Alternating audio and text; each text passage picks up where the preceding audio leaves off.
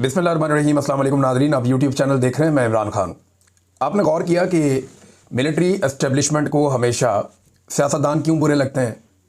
सियासतदान भी बुरे लगते हैं और वो सहाफ़ी भी बुरे लगते हैं जो सवाल उठाते हैं।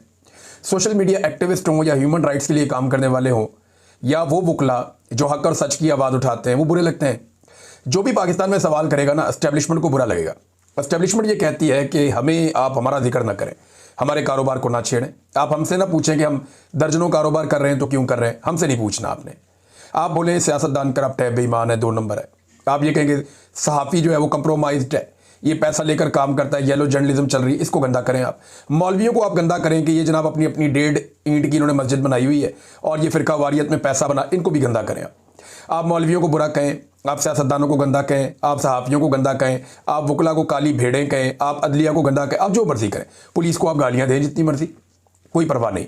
लेकिन वो कहते हैं कि ये आपकी रेड लाइन ये है कि आपने मिलिट्री एस्टेब्लिशमेंट या उनके फैसलों या उनके मफादात के खिलाफ नहीं जाना। मैं आपको एक चीज़ बताता हूँ कि ये प्रॉब्लम ये है कि जो आदमी भी इस कॉल को तोड़ता है, एस्टेब्लिशमेंट अपनी पूरी ताकत लगा के उसकी दुश्मन बन जाती है। नवाज शरीफ साहब ने 2-4 दफ़ा ड्रामा किया कि मैं कॉल तोड़ने लगा हूं, तो इतने मियाँ नवाज शरीफ साहब को इन्होंने झटके दिए कि मियाँ साहब ने कहा नहीं जी, मेरी तौबा, साड़ी सारियां दी तौबा, साढ़े पूरे टब्बर दी तौबा, जिन्हें बूट दोगे उन्हें पॉलिश कर देंगे। मियाँ साहब ने अपना पैंतरा ही बदल लिया। जुल्फ़िकार दी भुट्टो ने ये कॉल तोड़ा तो जुल्फ़िकार दी भुट्टो ने आखिर में जाके तोड़ा। सारी ज़िंदगी वो एस्टेब्लिशमेंट के साथ ही रहे, तो उनके साथ देखें क्या हुआ, फांसी में चढ़ा दिया। जब बांग्लादेश के लोगों ने यह कॉल तोड़ा तो मुल्क ही तोड़ दिया इन्होंने। जब ये कॉल तोड़ा बेनज़ीर भुट्टो ने, तो उस वक्त बेनज़ीर भुट्टो को कत्ल कर दिया गया। अब ये कॉल इमरान खान साहब ने तोड़ दिया और तकलीफ हो रही है। मैं चंद चीज़ें आपके सामने देखना, ये कितना इंटरेस्टिंग है। डॉक्टर अमजद साहब हैं, डॉक्टर अमजद अली साहब, ये पाकिस्तान तहरीक इंसाफ के मेंबर सूबाई असम्बली हैं, खैबर पख्तूनख्वा से, मालाकंड से। इन्होंने एक स्टेटमेंट दिया असम्बली में खड़े होकर। अब मुझे बताया ना किसी के पास जवाब है। डीजी ISPR की पूरी प्रेस कॉन्फ्रेंस घंटों वो बोलते रहे, वो 2 जुमलों में बांट के रख दी डॉक्टर अमजद अली ने। क्योंकि याद रखिएगा, फौजी का काम सिर्फ लड़ाई करना होता है, बयानियां बनाना नहीं होता। वो बना ही नहीं सकता, उसका काम ही नहीं है बेचारे का। ना फौजी कारोबार कर सकता, कब्जा कर सकता, कारोबार नहीं कर सकता। यानी अगर फौज ने कारोबार करना है तो फिर उन्हें खुला मैदान चाहिए, फिर उनके मुकाबले में कोई नहीं आना चाहिए, फिर उनका कारोबार चलेगा। अगर आप एक जैसा सबको माहौल दे, एक जैसी फैसिलिटी दे, तो ये कारोबार भी नहीं कर सकेंगे। जहां मुकाबला आ जाएगा वहां फारिग हो जाएंगे। तो ये अब इसमें ना डॉक्टर अमजद अली साहब का बयान, उन्होंने कहा 3 घंटे में आपने खबरें चलवा दी और दावे कर दिए कि 3 घंटे में अफगानिस्तान की 36 चौकियों पर कब्जा कर लिया गया। अब एक चौकी पे दर्जनों लोग होते हैं, तो 3 घंटों में आपने 36 चौकियों पर कब्जा कर लिया। कौम ये जानना चाहती है कि 3 महीने में आप बाजोड़ से सिर्फ 500 दहशतगर्दों को क्यों नहीं निकाल सके भाई? अब ये सवाल का जवाब देना कोई कि 500 दहशतगर्द बाजोड़ के अंदर है, 3 महीने में आप नहीं निकाल पाए। पहले गुड़ तालिबान कह के उनको लेकर आ गए कि जी मुज़ाकरत करनी है, बात करनी है, गुड़ तालिबान कह के उनको ले आए। उन्हें गैर मुसल्ला भी नहीं किया, लाकर उनको बिठा दिया कि जनाब पाकिस्तान तरीके इंसाफ की मंजी ठुक जाएगी। अब हुआ ये कि वो गले पड़ गए। 3 महीने में आप उनको वहां से नहीं हटा सके। 3 महीने तो कम टाइम बताया, लेकिन इससे ज्यादा 500 तालिबान कंट्रोल नहीं हो रहे या TTP कंट्रोल नहीं हो रही, दहशतगर्द 500 कंट्रोल नहीं हो रहे, और उधर 3 घंटों में 36 चौकियों पर कब्जा कर दिया। अब ये सवाल पूछा, सवाल तकलीफ तो देगा। फिर यह भी तनकीद की गई सूबाई असम्बली में, क्योंकि इजलास चल रहा था वहां पे। नए वज़ीर आला खैबर पख्तूनख्वा सुहेल अफरीदी ने भी वहां पे खिताब किया। खून रेजी के बाद मुज़ाकरात करने पे भी तनकीद की गई कि जनाब इमरान खान आपको पहले कहता था कि मुज़ाकरात करो अफगानिस्तान के साथ, तब आप जिद कर रहे थे, तब आप फतवे बांट रहे थे गद्दारियों के, बगावतों के, मुल्क दुश्मनी के, और अब आपको मुज़ाकरात करने पड़े हैं। तो खून रेजी से बचने की कोशिश क्यों नहीं की? अगर आप इमरान खान की पहले बात मान लेते तो इतना खून ना बहता पाकिस्तानी जवानों का, और वहां पे जो अफगानिस्तान के अंदर लोग मारे गए उनका भी ना बहता। हत्ता कि इन हमलों के अंदर बहुत सारे पाकिस्तानी मजदूर जाँ बाक हो गए जो अफगानिस्तान में काम कर रहे थे। बमबारी हुई, वहां पे हमारे अपने मजदूर मारे गए, उनकी लाशें पाकिस्तान में आई हैं चमन बॉर्डर से। तो ये नाजरीन, और हलाल अहमद ने वो लाशें जो है वो वसूल की थी। तो खून रेजी से पहले करना चाहिए था ना, इमरान खान की बात पहले मान लेते, पहले इन्होंने मानी नहीं। अब मुझे नाज़रीन अभी भी ऐसा लगता है कि कुछ शरपसंद ऐसे हैं जो पाकिस्तान और अफगानिस्तान के दरमियान ये जो जंगबंदी है इसे ख़त्म करवाने की कोशिश करेंगे, और बाद में ये रोला डालेंगे या डलवाएंगे अपने लोगों के ज़रिए से कि जनाब देखें अमन की कोशिश की गई थी, मुज़ाकरात की कोशिश की गई थी तो कामयाब नहीं हुए, हमने तो जनाब बड़ी सच्चे दिल से कोशिश की थी। नहीं, ये कुछ शरपसंद है बीच में जो नहीं चाहते कि पाकिस्तान और अफगानिस्तान के बीच में अमन आए और खैबर पख्तूनख्वा के और बलूचिस्तान के इलाकों में एक मुस्तकिल अमन आ जाए। क्योंकि अगर अमन आ जाएगा तो इनका कारोबार बंद हो जाएगा, इनकी मोनोपोली खत्म हो जाएगी। लिहाजा अमन की कोशिश करनी चाहिए, सबको मिलकर करनी चाहिए। एक बात पीर अदनान कादरी साहब ने शहबाज शरीफ साहब को कही, बात तो सच है मगर बात है रुसवाई की। पीर अदनान कादरी साहब जो हैं वो सूबाई असम्बली के रुकन है, वो ये कहते हैं कि एक कर्नल से भीख मांगने से बेहतर था कि शहबाज शरीफ साहब कुर्सी को लात मार दें, वो मुलाकात वाले मामले पे। क्योंकि जब मुलाकात के लिए कहा, क्योंकि कर्नल कंट्रोल करता है इमरान खान साहब के बकौल अडियाला जेल को, वहां पे एक कर्नल है वो कंट्रोल करता है अडियाला जेल के सारे निज़ाम को, स्पेसिफिकली इमरान खान साहब के मामलात को। इमरान खान साहब ये बड़े लंबे अरसे से कह रहे हैं, उनकी फैमिली भी कह रही है, उनकी पार्टी भी कह रही है। तो अब वो एमपीए ये कहता है कि शहबाज शरीफ साहब आपसे कहा हमारे वज़ीर आला ने कि इमरान खान से मुलाकात करवाई, मैंने काबीना बनानी है, मैंने काम करना है, मैं कैसे आ जाऊं, मुझे पहले इमरान खान से रहनुमाई लेनी पड़ेगी, मैंडेट उसका है। तो आपने कहा कि मैं पूछ के बताता हूं। अगर आपने कर्नल से ही पूछ के बताना था, तो अगर आपने कर्नल से भीख मांगनी है तो इससे बेहतर है कि आप कुर्सी को लात मार दे। लेकिन पीर अदनान कादरी साहब, गैरत बड़ी चीज होती है और इसको मारना बड़ा मुश्किल होता है। अब शहबाज शरीफ साहब कभी ऐसा नहीं कर सकेंगे। जिस लेवल पे वो पहुंच गए हैं, वो आलमी सतह की उन्होंने रुसवाई समेटी है पाकिस्तान के लिए। पाकिस्तान की तारीख का सबसे बड़ा जोकर वजीर आजम इन्होंने बना कर दिया, जिसने ऐसी मदह सराई की डोनाल्ड ट्रंप की कि अमरीकी हैरान हो गए। जिस बंदे पे अमेरिकन एहतजाज कर रहे हैं लाखों की तादाद में निकलकर, रोला पड़ा हुआ है पूरे अमेरिका के अंदर, पूरी दुनिया में लोग कह रहे हैं यार ये क्या हो रहा है। और दुनिया भर का मीडिया हैरान, दुनिया भर के जो समझदार अकलमंद लोग हैं वो सारे हैरान कि यार इस लेवल की खुशामद तो कोई नहीं करता, इस लेवल पे तो कोई नहीं गिरता। देखो अरबों का तो अपना तरीका ना, किसी ने जहाज दे दिया, किसी ने सोना दे दिया, किसी ने बहुत बड़े बड़े तोहफे दे दिए, किसी ने इन्वेस्टमेंट दे दी और आदि रख लेते हैं, इसके बाद पैसे नहीं देने का ये गेम चुक दो। तो जनाब शहबाज शरीफ साहब तो आलमी सतह के ऊपर ये पजीराई समेट चुके हैं, शू शाइन बॉय इनका नाम जो है वो रखा गया है। तो अब आप इनसे तवक्को नहीं कर सकते पीर अदनान कादरी साहब, खातिर जमा रखें। नादरीन, एक अनाउंसमेंट खैबर पख्तूनख्वा हुकूमत की जानिब से, और ये बड़ी पॉजिटिव और अच्छी अनाउंसमेंट है, मैं आपके सामने रख देता हूँ और इसके लिए हम शुक्रिया भी अदा करते हैं खैबर पख्तूनख्वा की हुकूमत का। उन्होंने शहीद अरशद शरीफ के नाम से एक यूनिवर्सिटी बनाने का ऐलान किया जर्नलिज्म पे। हम उम्मीद करते हैं कि पहले भी इस तरह के ऐलानात सिर्फ हुए लेकिन अमली इकदामात नहीं हुए, और अब हम उम्मीद करते हैं कि अमली इकदामात होंगे। सुहेल अफरीदी साहब की ज़ेर सदारत बाज़ाब्ता इजलास हुआ और 8 फरवरी इंतखाबात में अवामी मैंडेट के एहतराम के हवाले से भी उन्होंने एक बड़ा फैसला किया। उन्होंने कहा जो ब्यूरोक्रेट्स खड़े रहे और डट गए और उन्होंने नाइंसाफ़ी नहीं की और हकीकी रिजल्ट्स जारी किए, उन्हें रिवॉर्ड किया जाएगा, उन्हें शाबाश मिलनी चाहिए। क्योंकि देखिए जितने भी खैबर पख्तूनख्वा में वो ब्यूरोक्रेट थे ना, उनको खुड्डे लाइन लगा दिया गया। एस्टेब्लिशमेंट ने धांधली की पूरी कोशिश की, खैबर पख्तूनख्वा में कई ब्यूरोक्रेट भी डट गए थे कि इससे ज़्यादा हम नहीं कर सकते, वन साइडेड वोट पड़ा है, क्या कर रहे हैं आप। जैसे वो एक डट गया था रावलपिंडी का कमिश्नर। तो थोड़ा चले पहले आपको ये खबर देने से पहले रावलपिंडी के कमिश्नर का मैंने कहा था आपको बताऊंगा, तो मैं आपको बता देता हूं, मेरे पास फर्स्ट हैंड इंफॉर्मेशन है। रावलपिंडी के कमिश्नर को सब पूछते हैं ना वो कहाँ है, वो कहाँ है, मैं बताता हूँ कहाँ पे। रावलपिंडी का कमिश्नर रावलपिंडी में ही है, रावलपिंडी की एक सरकारी इमारत के अंदर है। उसके पास कोई टेलीफोन नहीं है, उसके पास दुनिया से राब्ते का कोई निज़ाम नहीं है। टेलीविज़न वो देख सकता है, अखबार वो पढ़ सकता है, उसकी फैमिली उसके पास मौजूद है और वो आज भी अपनी बात पर कायम है। अभी जब मैं बात कर रहा हूँ, जब मैंने ये इन्फॉर्मेशन इकट्ठी की थोड़े दिन पहले, तो जिस बंदे ने मुझे ये मालूमात दी उसने कहा जी वो अपनी बात पे खड़ा है, हमने उससे बात करके देखा, वो बंदा अपनी बात पे खड़ा है। हाँ, उसको वहाँ पे एक निगरानी है पूरी, एक सरकार की, पूरा एक सिस्टम है, वहाँ पे सरकारी बंदे बैठे हुए हैं जिस घर के अंदर उसको रखा हुआ है, और उसका वज़न बहुत कम हो गया, शुगर का उसको मर्ज है, गालिबन कोई हार्ट का भी इशू है उसको, और वो पहचाना नहीं जा रहा था।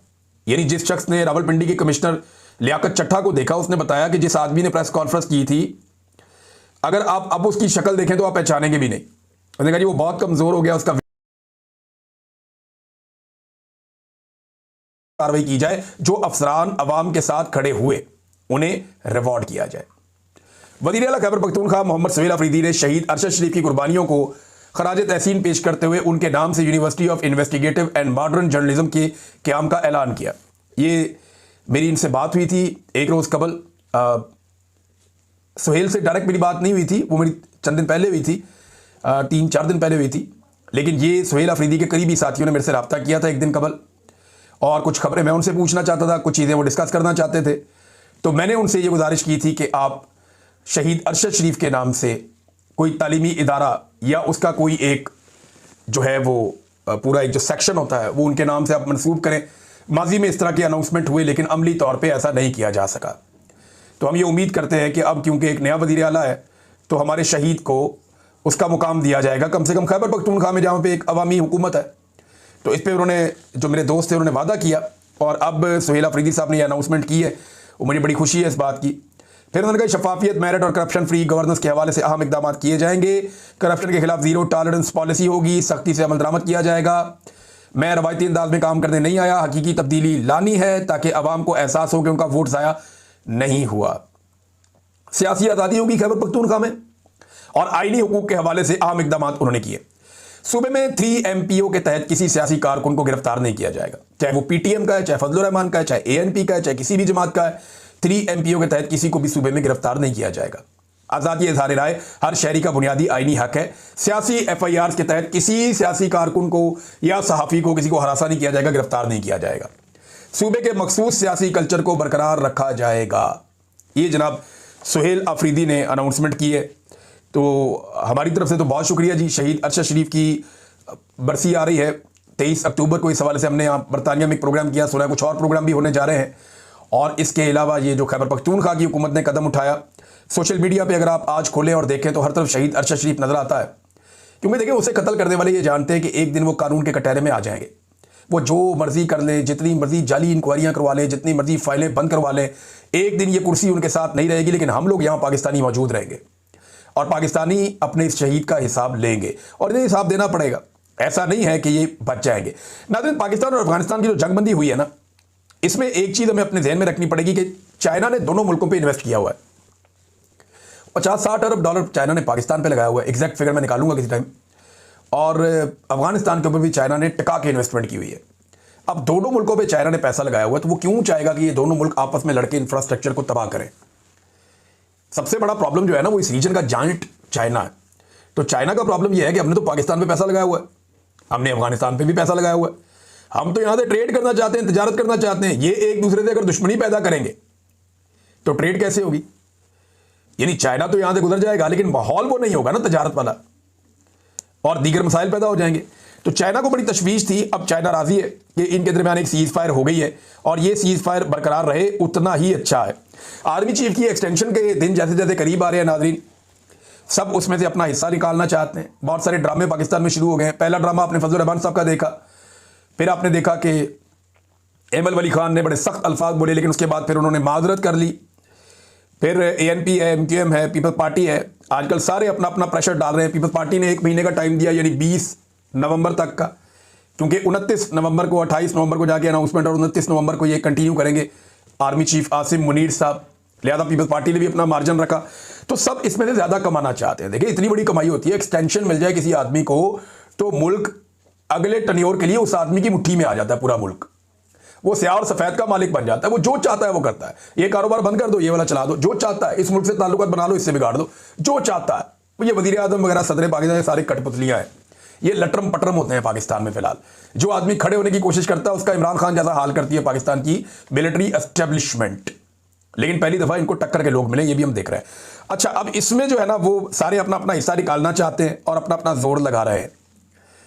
लेकिन जो भी काम ये करते हैं, काम उल्टा हो जाता है। मौजूदा हुक्मरानों की मैं बात कर रहा हूँ। देखिए, इन्होंने कितना क्रेडिट लिया। जब आप क्रेडिट लेते हैं किसी चीज़ का, तो उसमें जो खराबी पैदा होती है उसकी जिम्मेदारी भी फिर आपको लेनी होती है। यानी कोई काम हो रहा है तो आप कह रहे हैं जी बहुत अच्छा हो रहा है, ये मैंने किया है, और जैसे ही उसके अंदर खराबी पैदा हो जाए तो आप चुप करके नहीं बैठ सकते, फिर आपको ये भी कहना पड़ता है कि ये बुरा हुआ, मैं इसकी जिम्मेदारी लेता हूं।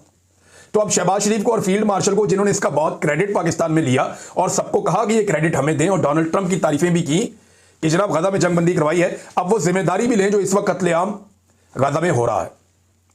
यानी जो इतलात आ रही है उसमें 300 से ज़ायद फ़लस्तीनियों को जंगबंदी के बाद से अब तक निशाना बनाया है इसराइल ने, और लगभग 80 मरतबा हमले किए गए हैं, जिनमें 20 मुकामात पर फ़िज़ाई हमले किए गए हैं, यानी हवा से मिसाइल दागे गए। ये इस वक्त गजा में हो रहा है। जो इमदादी सरगर्मियाँ चंद घंटों के लिए शुरू हुई थी या चंद दिनों के लिए कि जनाब तमाम जो इसराइली हैं जिनको कैद किया था हमास ने, वो वापस मिल जाएं, लाशें वापस मिल जाएं, तो जब तक वो मिल रही थी तब तक इमदाद खुली हुई थी। साथ ही इमदाद बंद कर दी और उन्होंने स्टेटमेंट भी दे दिया कि अब गजा को फिर जहन्नुम बना देना चाहिए। उनके वजीर ने कहा तो अब इसकी जिम्मेदारी भी कबूल करें ना। पाकिस्तान के वजीर आजम, पाकिस्तान के फील्ड मार्शल, ये सब लोग जो कह रहे थे कि बिगिनिंग से, यानी शुरू से ही हम ट्रंप के साथ हैं, अब इसकी जिम्मेदारी भी कबूल करें। दूसरा, डोनाल्ड ट्रंप से जब ये सवाल किया गया और उसे ये पूछा गया, जर्नलिस्ट ने पूछा कि जनाब गजा में बमबारी हो रही है, वहां पे देखो कहां बमबारी हो रही है, गजा में बमबारी हो रही है, लास्ट नाइट भी हुई है, अभी हो रही है। तो जब ट्रंप को हकायक बताया तो ट्रंप ने इसका जवाब नहीं दिया। उसने कहा जी इसके ऊपर हम देख रहे हैं, फिर बाद में बात करेंगे। अभी कोई जवाब था नहीं, उसने खुद लाइल्मी का इजहार किया। लेकिन आप चीज़ों में पर्दा तो नहीं रह सकता, अब रिस्पॉन्सिबिलिटी लेनी पड़ेगी। नाज़रीन, हमारे दोस्त हैं पाकिस्तान में, अमीर अब्बास साहब, आप सब उन्हें जानते हैं, बड़े अच्छे जर्नलिस्ट हैं, मैंने उनके साथ काम किया काफ़ी अर्सा। वो बहुत बहादुर आदमी है और बहुत उसूल पसंद आदमी है। यानी अमीर अब्बास उन चंद लोगों में से एक है जो नताइज की परवाह किए बगैर मैदान में आता है। तो अमीर अब्बास साहब को एक मरतबा फिर, ये पहली दफ़ा नहीं है, पहले कई दफ़ा उनके साथ ये हुआ, एक मरतबा फिर अमीर अब्बास साहब को नौकरी से फारिग कर दिया गया। ये बहुत मजबूत असाब का मालिक है, ये भी इनसे नहीं टूटेगा। और मज़े की बात यह है कि कई लोगों को जब नौकरियों से फारिग किया जाता है तो वो खामोश रहते हैं और अपने वक्त का इंतज़ार करते हैं। हर एक की अपनी स्ट्रेटजी होती है ना। ये अमीर अब्बास वो भी नहीं है, ये चुप करके नहीं बैठेगा, ना ये अपनी बारी का इंतज़ार करेगा। ये मुज़ाहमत में बिलीव करने वाला आदमी है, जितना मैं अमीर अब्बास को जानता हूँ। तो अमीर अब्बास को एक मरतबा फिर फारिग करके इन्होंने एक और अपने पाँव पे कुल्हाड़ा मारा है, हमारे एक और साथी को इन्होंने निशाना बनाया है, और ये सिलसिला बड़े लंबे अरसे से जारी है। लेकिन एक दिन आएगा ये भुगतेंगे। नाज़रीन, जो 26वीं आईनी तरमीम का केस चल रहा है ना आईनी अदालत में, वो बड़ा दिलचस्प रुख इख्तियार कर रहा है। वो जो हमारे कोर्ट रिपोर्टर हैं, बहुत सारे दोस्त, आप उनको सुन लिया करें, वो आपको सारा बताएंगे कि कोर्ट में क्या हो रहा है। मैं आपको सिर्फ एक दो चीज़ें बता सकता हूँ। एक तो ये है कि वकला ये कह रहे हैं कि जनाब इसको ले जाएं उन जजों के पास जो इसके बेनिफिशरी नहीं है 26वीं आईनी तरमीम के। जो जज इस तरमीम के बाद आए हैं उन्हें बाहर निकालो, और उससे पहले वाले जो जज हैं वो ये केस सुन लें, या कम से कम जो जजेस ये समझते हैं कि वो इसके बेनिफिशरी हैं वो अपने आप को अलग कर ले और बाकी जजेस इसको सुन लें। लेकिन इस पर अभी अदालत आ नहीं रही, और बल्कि ये भी कह दिया जज ने कि ये मुतनाज़े नहीं है। भाई तनाज़ा होता है तो अदालत में आता है ना। भाई मुतनाज़े 26वीं आईनी तरमीम है, तनाज़ा ना होता तो अदालत में क्यों आती? अदालत में तो आता ही डिस्प्यूट है, तनाज़ा ही आता है।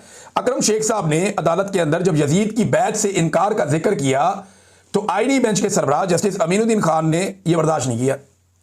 वो झट से बोल पड़े कि आप मजहबी बात क्यों कर रहे हैं। भाई ये कोई मजहबी बात है? ये तो एक इस्तारा है, ये तो एक एग्जाम्पल है, पूरी दुनिया में कोर्ट की जाती है यजीद की और हुसैन की। ये तो अदालतों में खड़े होकर इसको बाकायदा एक कोटेशन के तौर पे सामने रखा जाता है कि हुसैन का रास्ता और यजीद का रास्ता। और जस्टिस अमीनुद्दीन खान साहब इससे डर गए। आपको पता है ना क्यों? आप सब जानते हैं क्यों, और जज साहब भी जानते हैं क्यों। जज साहब, ये 26वीं आईनी तरमीम बनाई ही आप जैसे लोगों को ऑब्लाइज करने के लिए है, ताकि कंट्रोल किया जा सके अवामी रिएक्शंस को, कंट्रोल किया जा सके उस पॉलिटिकल पार्टी को जिसको 90% पाकिस्तानी सपोर्ट करते हैं। एक बड़ी ज़बरदस्त बात की शेख साहब ने, और मेरे ख्याल में इससे बेहतर बात कोई नहीं है। शेख साहब ने कहा कि हमारे मुल्क में इलेक्शन हुआ, कुछ लोगों को ख्याल गुजरा कि इसकी स्क्रूटनी हो जाएगी, इलेक्शन की स्क्रूटनी ना हो जाए, इस वजह से 26वीं आईनी तरमीम की बुनियाद पड़ गई। ये है जी बात, ये अकरम शेख साहब ने की है अदालत में। तब तक के लिए इतने, अपना ख्याल रखिएगा, अपने इस चैनल का